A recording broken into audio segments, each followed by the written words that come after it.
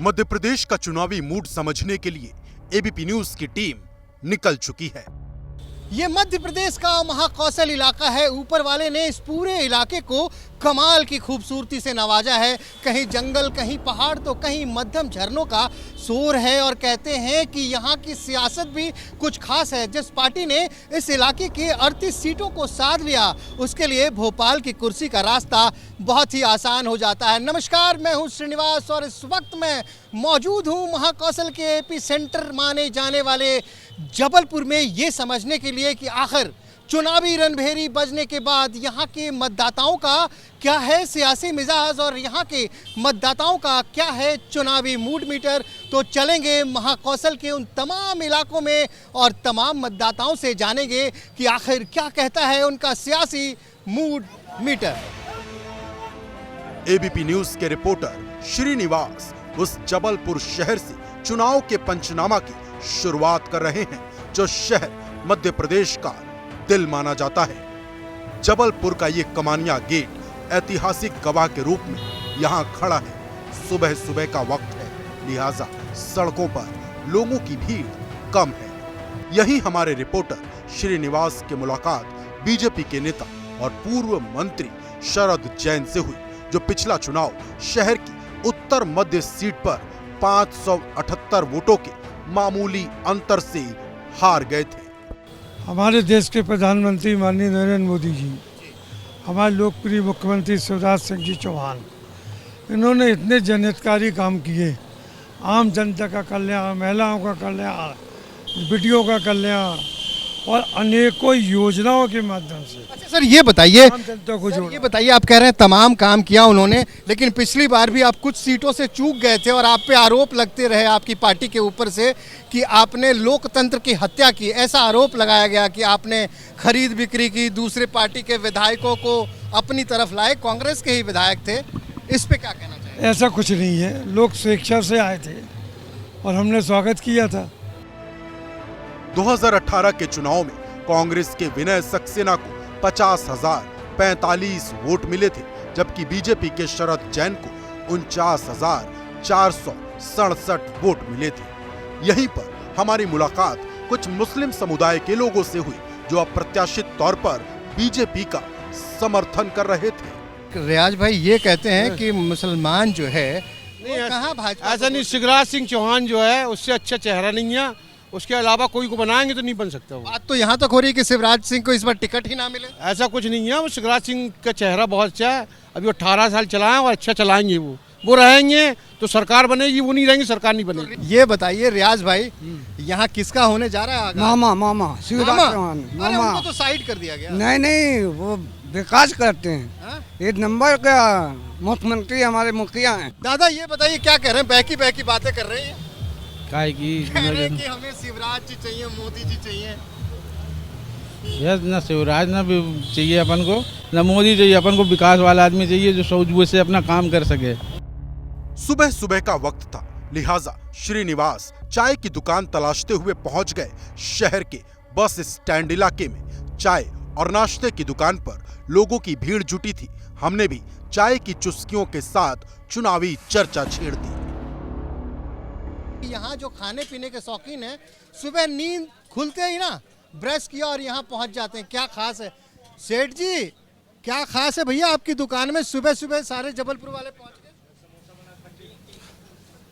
अरे बताओ। खास तो कुछ नहीं है, लोगों का विश्वास है जो हमारे ऊपर, बस वो उनको खींच के लाता है। अच्छा, मोहब्बत है। मोहब्बत है, मोहब्बत की दुकान नहीं है ये मोहब्बत की दुकान है। क्या कह रहे हो सेठ जी? मोहब्बत की दुकान नहीं है। तो कौन सी दुकान है ये?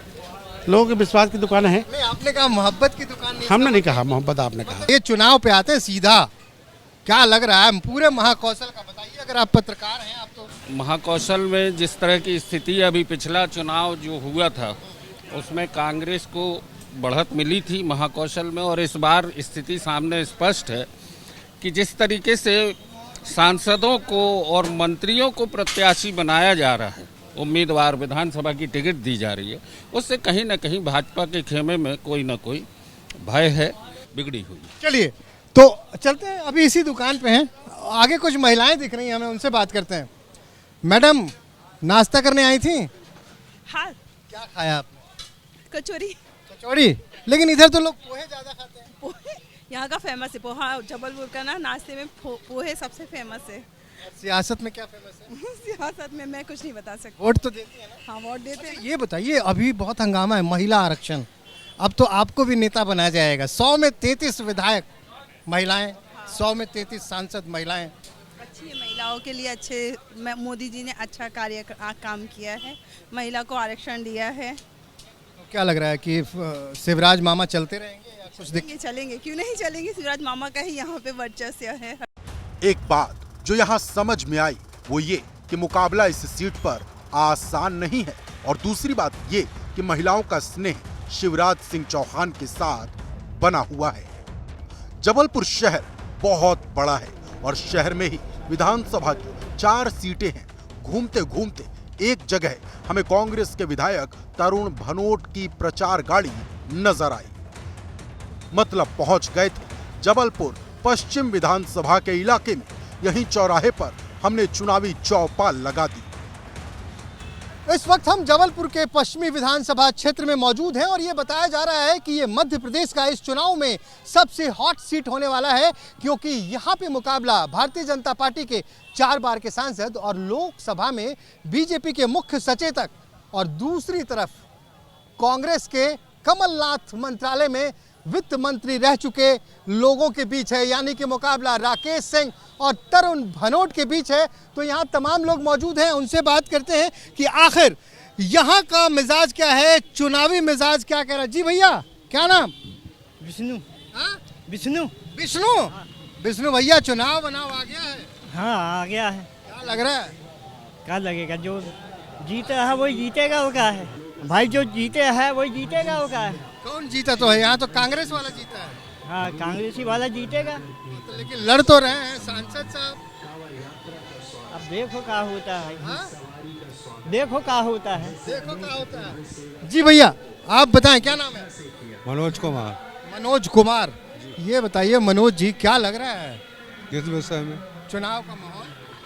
चुनाव का माहौल है, जीतेगा वही राकेश सिंह। राकेश सिंह? हाँ, क्यों? हमने बहुत से काम किए हैं, बहुत से काम किए राकेश सिंह ने, जबलपुर के लिए बहुत से काम किए हैं। चलिए कुछ और लोगों से बात करते हैं। भैया इधर आओ, क्या नाम है आपका? नीरज रेखवाल। क्या करते हैं नीरज भैया? मैं गाड़ी चलाता हूँ। कौन सी गाड़ी? साहब की गाड़ी चलाता हूँ। साहब की? इधर आओ ना। क्या लग रहा है माहौल भैया? माहौल तो इस बार समझ में नहीं आ रहा कि कौन जीत रहा है इधर से, बाकी कांटे की टक्कर है। हाँ, लेकिन कहा जाए तो भाजपा की ज़्यादा उम्मीद है यहाँ से जीतने की। जी, काम अच्छा करते हैं। बीजेपी ने सांसद राकेश सिंह को इस सीट से उतारा है। एक जमाने में यह सीट बीजेपी का गढ़ हुआ करती थी, लेकिन 2 बार से कांग्रेस जीत रही है। पिछली बार कांग्रेस के तरुण भनोट 20,000 वोटों से जीते थे। शहरी इलाकों में मूड समझते हुए अब हमारी टीम निकल पड़ी है उस भेड़ा घाट की ओर जो जबलपुर जिले की शान माना जाता है।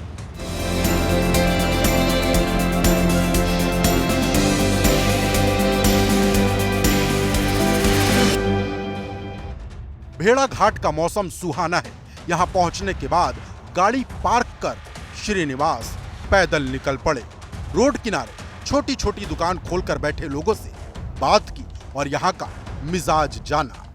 इस वक्त हम जबलपुर के भेड़ा घाट इलाके में मौजूद हैं। जी हाँ, ये बरगी विधानसभा क्षेत्र है। डरिए नहीं आप, मेरे हाथों में बंदूक है, निशाना लगाते हैं लोग, एयर गन है, निशाना साधते हैं बलून के ऊपर। लेकिन राजनीतिक आज की तारीख में चूंकि चुनाव बहुत ही करीब है, तो अब अपने मतदाताओं के ऊपर निशाना साध रहे हैं और चाह रहे हैं कि ज़्यादा से ज़्यादा मतदाता उनकी तरफ आए, यानी कि उनकी जद में आए।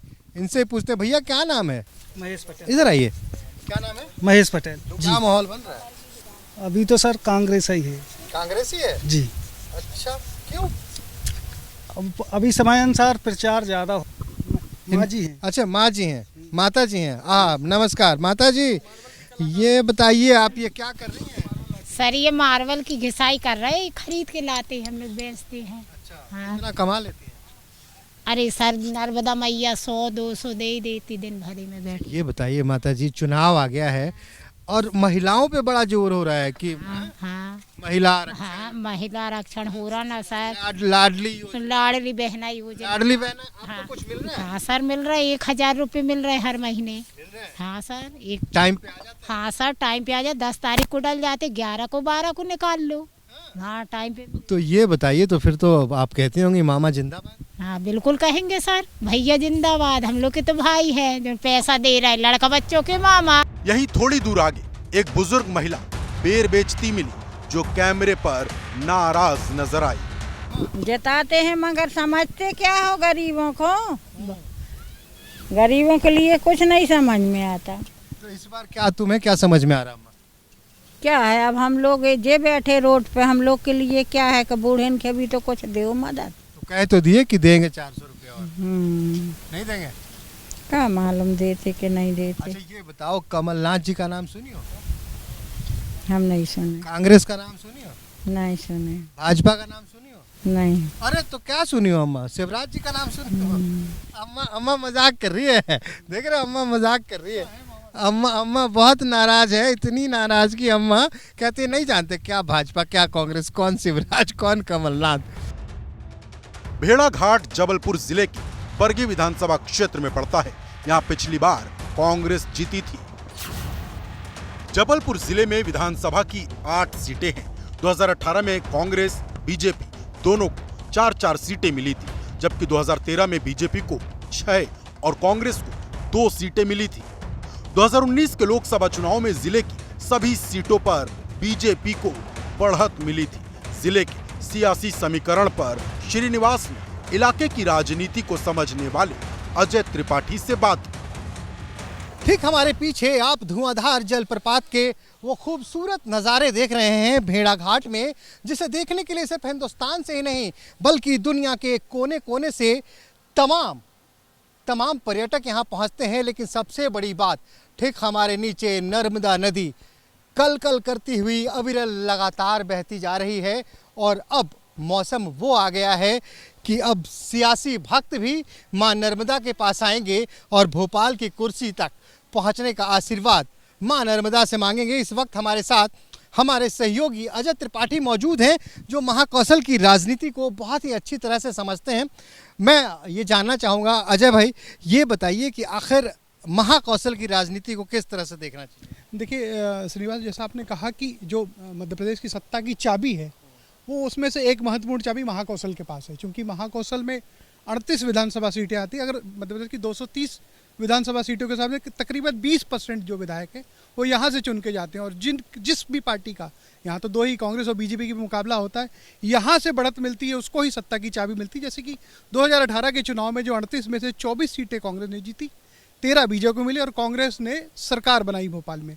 वहीं 2013 की बात करें तो यही फिगर सेम था, लेकिन उल्टा था। बीजेपी ने 24 सीटें जीती थी, कांग्रेस ने 13 और सत्ता की चाबी बीजेपी को मिली थी भोपाल। जबलपुर का सियासी मूड समझते हुए सुबह से शाम हो चली थी, लिहाजा एक बार फिर हमारी टीम शहर की तरफ लौटी और नर्मदा मैया की आरती के लिए हम पहुंच गए शहर के उमा घाट पर।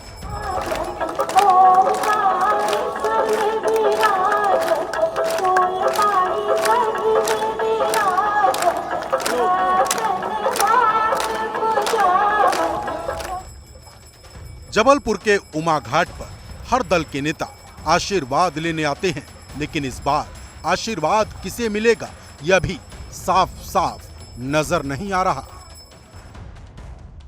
अभी जो सरकार चल रही है उसका काम कैसा लग रहा है? काम ठीक है, बहुत अच्छा भी नहीं कर सकते पर खराब नहीं कर सकते, ठीक है। आपके हिसाब से अभी मां नर्मदा ने अपना आशीर्वाद जो है वो साफ नहीं किया अभी, इंतजार करना पड़ेगा उसके लिए। तो आज पूरे दिन आप हमारे साथ, आपने देखा जबलपुर के कई विधानसभाओं में हम गए और वहां जनता से हाल पूछा और आखिर में जब हम नर्मदा तट पे मां नर्मदा के पास पहुंचे तो वहां जो संदेश आया है वो संदेश साफ है कि अभी मां नर्मदा ने कुछ भी साफ नहीं किया है कि मां नर्मदे का आशीर्वाद इस बार किस सियासी दल के माथे जाएगा और ताज किसके सर पे सजेगा। मुकाबला कांटे का है, लेकिन जाते जाते पूरे हिंदुस्तान की तरफ से मां नर्मदे के चरणों में हमारे तरफ से एक प्रार्थना कि त्वदीये पाद पंकजम नमामि देवी नर्मदे। अगले एपिसोड में फिर कहीं और मुलाकात होगी। नमस्कार।